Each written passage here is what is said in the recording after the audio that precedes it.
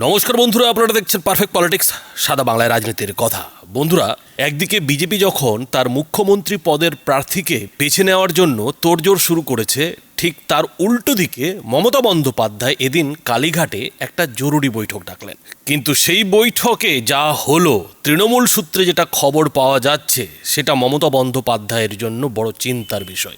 এখন অনেকে বলবেন যে মমতা বন্দ্যোপাধ্যায়ের কুর্সি চলে গেছে, এরপরে আর চিন্তার কি আছে, এরপরে আর ভাবনার কি আছে। কিন্তু না বন্ধুরা, মমতা বন্দ্যোপাধ্যায়ের ফাড়া এখনো কাটেনি। শনির দশা তো সবে চালু হয়েছে, শুরু হয়েছে। শনি তো এখন জাকিয়ে বসবে, আর তারই ইঙ্গিতটা এদিন কালীঘাটের এই যে বৈঠক, সেই বৈঠকে মমতা বন্দ্যোপাধ্যায় পেয়ে গেলেন। এবং তার ফলে যেটা হলো যে এদিন মমতা বন্দ্যোপাধ্যায় যে বিরোধী দলনেতা ঠিক করবেন বলে বৈঠক ডেকেছিলেন, সেই বৈঠকে আর বিরোধী দলনেতা ঠিকই করা হলো না। অর্থাৎ বিরোধী দলনেতা ঠিক না করেই এদিন মমতা বন্দ্যোপাধ্যায়ের বৈঠক শেষ হয়ে গেল, বলতে গেলে ভেস্তেই গেল। এখন কিসের কারণে এরকম হলো, মমতা বন্দ্যোপাধ্যায় কি ইঙ্গিত পেলেন, বন্ধুরা সে কথায় পরে আসছি। তবে এদিকে নতুন সরকার গড়ার জন্য বিজেপির সমস্ত পরিকল্পনায় প্রায় শেষ, এবং যেটা জানা যাচ্ছে যে আগামীকাল অমিত শাহর নেতৃত্বে বিজেপির জয়ী বিধায়কেরা বিকেল নাগাদ ধনধান্য স্টেডিয়ামে বৈঠকে বসবেন, এবং সেই বৈঠকেই বিজেপির পরিষদীয় দলনেতা বেছে নেওয়া হবে। আর সেই পরিষদীয় দলনেতাকেই পরের দিন অর্থাৎ শনিবার সকাল 10টার সময় ব্রিগেড প্যারেড ময়দানে নতুন মুখ্যমন্ত্রীর শপথ অনুষ্ঠান হবে। আর সেই শপথ অনুষ্ঠানে প্রধানমন্ত্রী নরেন্দ্র মোদী থেকে শুরু করে কেন্দ্রীয় স্বরাষ্ট্রমন্ত্রী অমিত শাহ, বিজেপির সর্বভারতীয় সভাপতি নীতিন নবীন এবং আরও বেশ কয়েকজন বিজেপির কেন্দ্রীয় নেতা অর্থাৎ কেন্দ্রীয় মন্ত্রী, সেই সঙ্গে বেশ কয়েকটি রাজ্যের মুখ্যমন্ত্রী এই শপথ গ্রহণ অনুষ্ঠানে হাজির থাকতে পারেন বলে বিজেপি সূত্রে খবর পাওয়া যাচ্ছে। 8 তারিখ সন্ধ্যাবেলা বিধায়ক দলের বৈঠক, 9 তারিখ ব্রিগেড প্যারেড গ্রাউন্ডে আমাদের শপথ গ্রহণ অনুষ্ঠান সকাল 10টায়। এখন কথা হচ্ছে যে এই শপথ গ্রহণ অনুষ্ঠানে কি মমতা বন্দ্যোপাধ্যায় থাকবেন? মানে মমতা বন্দ্যোপাধ্যায়কে কি বিজেপি আমন্ত্রণ জানাবে? বন্ধুরা, এখনো পর্যন্ত এ ব্যাপারে কিন্তু কোনো খবর নেই, কোনো মিডিয়াও কিছু বলতে পারছে না। কেননা মমতা বন্দ্যোপাধ্যায় তো এখনও মুখ্যমন্ত্রী পদ থেকে ইস্তফাই দেননি, আর তিনি যদি ইস্তফাটা না দেন তাহলে তাকে আর নতুন মুখ্যমন্ত্রীর শপথ অনুষ্ঠানে দেখা যাবে কি করে? বিজেপি মমতা বন্দ্যোপাধ্যায়কে আমন্ত্রণ জানাবে কি করে? কেননা মমতা বন্দ্যোপাধ্যায় তো নিজেকে এখনও মুখ্যমন্ত্রী ভাবছেন। ফলে মমতা বন্দ্যোপাধ্যায় এই শপথ অনুষ্ঠানে না থাকারই সম্ভাবনা বেশি। এখন এই যে মমতা বন্দ্যোপাধ্যায়ের গোয়ারতুমি, সেই গোয়ারতুমিটা আজকে যে তৃণমূলের ঘরোয়া বৈঠক কালীঘাটে, সেই বৈঠকেও দেখা গেছে। কেননা তৃণমূল সূত্রে যেটা খবর যে মমতা বন্দ্যোপাধ্যায় এদিনের বৈঠকেও তৃণমূলের যেসব বিধায়ক তাদেরকে যেটা বলেছেন যে তিনি কিন্তু মুখ্যমন্ত্রীর পদ থেকে ইস্তফা দেবেন না। এর জন্য যদি পশ্চিমবঙ্গে রাষ্ট্রপতি শাসন জারি হয়ে যাক, কিন্তু তিনি মুখ্যমন্ত্রীর কুর্সি ছাড়বেন না, মুখ্যমন্ত্রীর পদ থেকে পদত্যাগ করবেন না।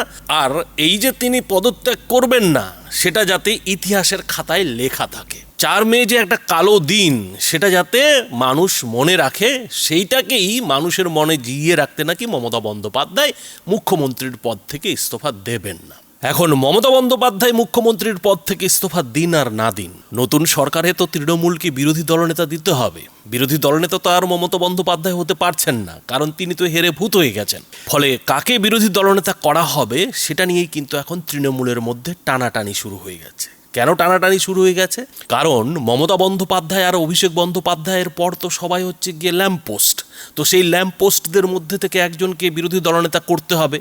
এখন এই যে ল্যাম্পপোস্ট, এদের মধ্যে থেকে যদি মমতা বন্দ্যোপাধ্যায় ফিরহাদ ববি হাকিমকে বিরোধী দলনেতা করার কথা ভাবেন, তাহলে উল্টো দিকে আবার ভাইপোর গায়ে জ্বালা ধরবে। কেননা ফিরহাদ ববি হাকিম মমতার লোক, কিন্তু ভাইপো চাইছেন যে তার লোককে বিরোধী দলনেতা করা হোক। ফলে তৃণমূলের ল্যাম্পপোস্টদের মধ্যে কাকে বিরোধী দলনেতার দায়িত্ব দেওয়া হবে সেটা কিন্তু মমতা বন্দ্যোপাধ্যায় ঠিক করতে পারছেন না। আর তাই আপাতত সেই বিরোধী দলনেতার নির্বাচনের কাজটা মমতা বন্দ্যোপাধ্যায় পিছিয়ে দিয়েছেন। মিডিয়া সূত্রে যেটা খবর পাওয়া যাচ্ছে যে তিনি নাকি বলেছেন যে আগে এই বিজেপি সরকার গড়ুক, তারপরে না হয় বিরোধী দলনেতার কথা ভাবা যাবে। ভালো কথা। কিন্তু মমতা বন্দ্যোপাধ্যায়ের সঙ্গে এদিন অন্য খেলা হয়ে গেছে। কি খেলা হয়ে গেছে? খেলা যেটা হয়েছে যে এদিন তো মমতা বন্দ্যোপাধ্যায় কালীঘাটের যে বৈঠক, সেই বৈঠকে তৃণমূলের সমস্ত বিজয়ী প্রার্থীদের ডেকেছিলেন। কিন্তু মুশকিল হলো সেই বিজয়ী প্রার্থীদের মধ্যে 11 জন এদিন বৈঠকে আসেননি। এখন তারা নাকি মমতা বন্দ্যোপাধ্যায়কে যেটা যুক্তি দিয়েছেন যে এই মুহূর্তে তাদের এলাকায় নাকি ভোট পরবর্তী হিংসা চলছে, বিজেপি নাকি ধরে ধরে কেলাচ্ছে, মারছে, তো তাদেরকে বাঁচানোর জন্যই নাকি তারা আজকে আসতে পারেননি, বৈঠকে যোগ দিতে পারেননি। কিন্তু এটা যে আসল কথা নয় সেটা মমতা বন্দ্যোপাধ্যায়ও ভালো মতো জানেন। আসলে এখন তৃণমূলের মধ্যেই বিভাজন শুরু হয়ে গেছে, তৃণমূলের মধ্যেই বিদ্রোহ শুরু হয়ে গেছে, বিদ্রোহের সুর কিন্তু শোনা যাচ্ছে এবং এরই মধ্যে বেশ কয়েকজন নেতা তো একেবারে মিডিয়ায় মুখও খুলে ফেলেছেন। আর তারা মুখ খুলেছেন অভিষেক ব্যানার্জির বিরুদ্ধে, অর্থাৎ তৃণমূলের যুবরাজের বিরুদ্ধে। তাদের যেটা দাবি যে ধৃতরাষ্ট্র যেমন পুত্রস্নেহে অন্ধ হয়ে হস্তিনাপুরকে ডুবিয়েছিলেন, কৌরব বংশকে ডুবিয়েছিলেন, ঠিক একইভাবে মমতা বন্দ্যোপাধ্যায় ভাইপোর স্নেহে অন্ধ হয়ে তৃণমূলকে ডুবিয়েছেন। দেখেন, দলের বিপর্যয় যদি বলা যায় তাহলে একজনই ব্যক্তি আছে দলটাকে তিলে তিলে শেষ করে দিল, এটা অভিষেক ব্যানার্জি। আমার খুব কষ্ট লাগছে কালকে যখন টিভিতে দেখছিলাম যে মমতা ব্যানার্জিকে লাঞ্ছিত করা হচ্ছে, তার জামা কাপড় ছিঁড়ে দেওয়া হচ্ছে, ধাক্কা মেরে ফেলে দেওয়া হচ্ছে। এটা কিন্তু দেখিনি। প্রফুল্ল ঘোষ, প্রফুল্ল সেন, বিধান রায়, তারপরে অজয় মুখার্জি শুরু করে জ্যোতিবাবু, বুদ্ধবাবু, মমতা ব্যানার্জি, এরকম আমি দেখিনি। তাই আমি তো বলছি অভিষেক ব্যানার্জি দল, একদম অভিষেক ব্যানার্জি।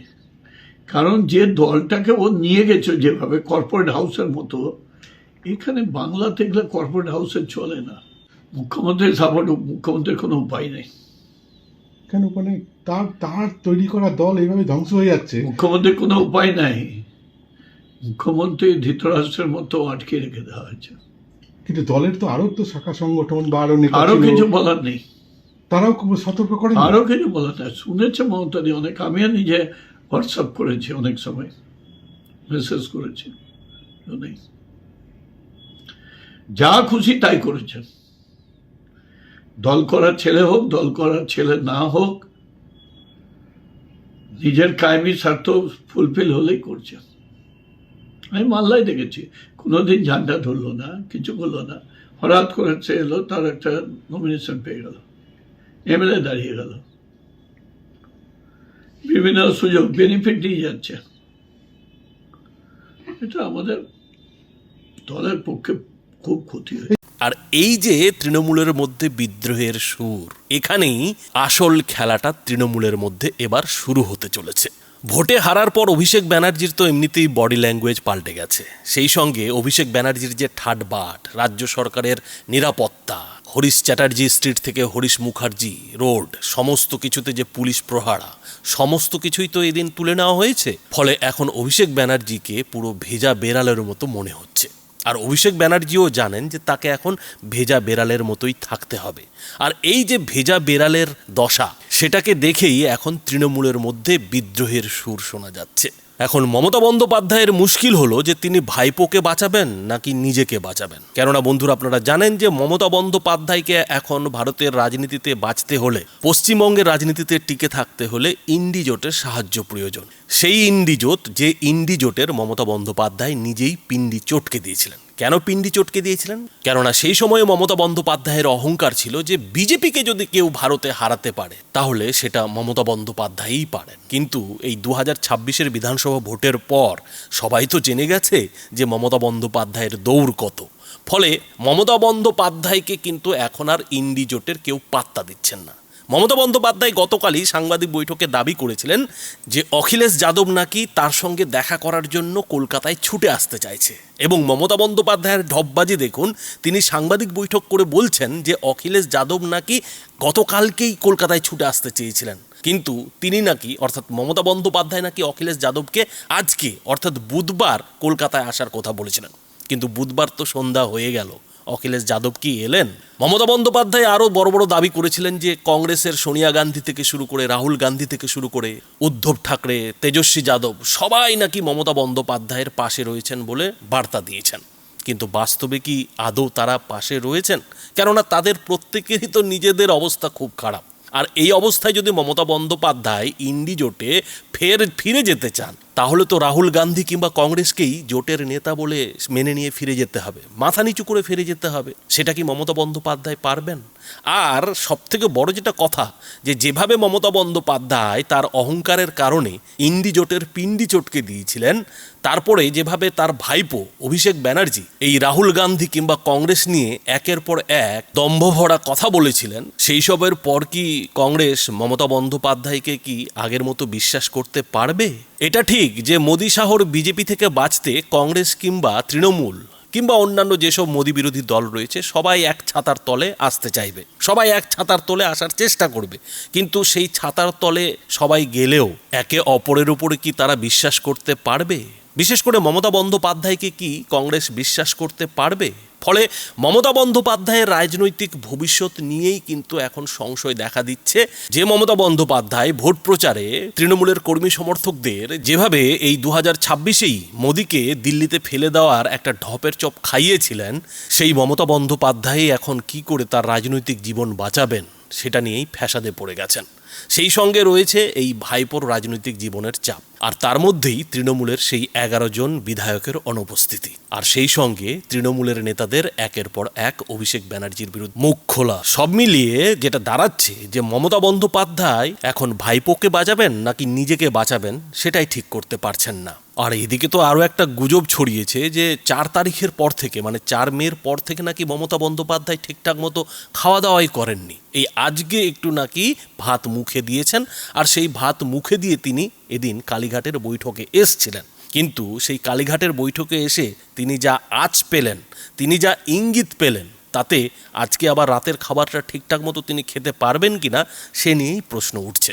অন্যদিকে ভাইপোর অবস্থা দেখুন, যে তিনি কিন্তু এদিন একেবারে রীতিমতো ভেজা বেড়ালের মতো সুরসুর করে গিয়ে একটা সাধারণ চেয়ারে মমতা থেকে বেশ খানিকটা দূরে বসেছেন। যে ছবি বেরিয়ে এসছে মিটিংয়ের, তাতে দেখা যাচ্ছে যে অভিষেক ব্যানার্জি মমতা বন্দ্যোপাধ্যায়ের পাশে আর চেয়ার পাননি। বৈঠকে একমাত্র মমতা বন্দ্যোপাধ্যায়ের চেয়ারটাকেই মাঝখানে রাখা হয়েছে, জল জল করছে। আর তার একটু দূরেই প্রথমে সুব্রত বক্সিকে চেয়ার দেওয়া হয়েছে, আর সেই সুব্রত বক্সির পাশে একেবারে ল্যাজ গুটিয়ে ভাইপো বসে রয়েছেন। এবং যখন মমতা বন্দ্যোপাধ্যায় সবাইকে জয় বাংলা বলে হাত তুলতে বলেছেন, তখন ভাইপো এমনভাবে হাতটা তুলেছেন যেন সেটা করতে গিয়ে তার ফেটে যাচ্ছে। এখন কি ফেটে যাচ্ছে বন্ধুরা সেটা আপনারাই বলবেন। তবে একটা জিনিস পরিষ্কার, যে এতদিনে তৃণমূল তার নিজের ঠিক জায়গাটা পেয়েছে। মানে তৃণমূলের যে জায়গায় থাকার কথা, মমতা বন্দ্যোপাধ্যায় তো বিরোধী দলনেত্রী হিসেবে সব থেকে বেশি পরিচয় পেয়েছিলেন, সব থেকে বেশি পরিচিতি পেয়েছিলেন। তো সেই বিরোধী দলনেত্রীর যে দল যতটা থাকা উচিত, যেভাবে থাকা উচিত, তৃণমূলকে কিন্তু এখন সেটাই মনে হচ্ছে। তো বন্ধুরা, এই বিষয়ে আপনাদের কি মতামত? আপনাদের মতামত অবশ্যই এই ভিডিওটির নিচে কমেন্ট বক্সে লিখে জানাবেন। ধন্যবাদ।